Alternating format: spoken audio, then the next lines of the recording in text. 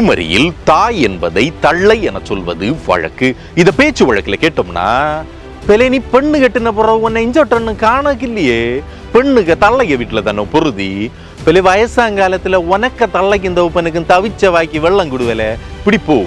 தள்ளை எனும் சொல்லை பலரும் மலையாள சொல் என தவறாய் நினைப்பதுண்டு. மேலும் நல்லதோ கெட்டதோ ஒரு உணர்ச்சியை வெளிப்படுத்த தள்ளை எனும் சொல்லை அடிக்கடி குமரியில் பயன்படுத்துவதுண்டு. அதாவது, தள்ளே போச்சு, எல்லாம் போச்சு, தள்ளே கிட்டுச்சு, எல்லாம் கிட்டுச்சு.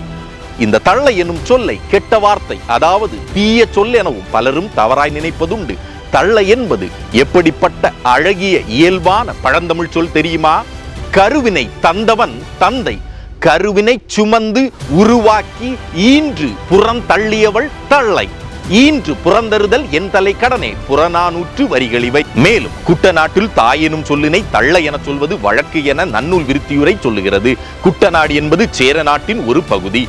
மேலும் கிட்டிப்புள் என்பதை நாங்கள் குமரியில் தள்ளும் பிள்ளும் என சொல்வதுண்டு. தள்ளு என்றால் தள்ளை, பிள்ளு என்றால் பிள்ளை. தள்ளும் பிள்ளும் அதில் ஒளிந்திருக்கும் பழந்தமிழ் சொற்களை பற்றி அறிந்து கொள்ள குமரி பற்றிய பதிவு எண் 39 பாருங்கள். குமரி தமிழ் கொச்சை தமிழ் அல்ல, கலப்பு தமிழும் அல்ல, முதலாதி மொழியின் முதல் ஆதி வடிவம்.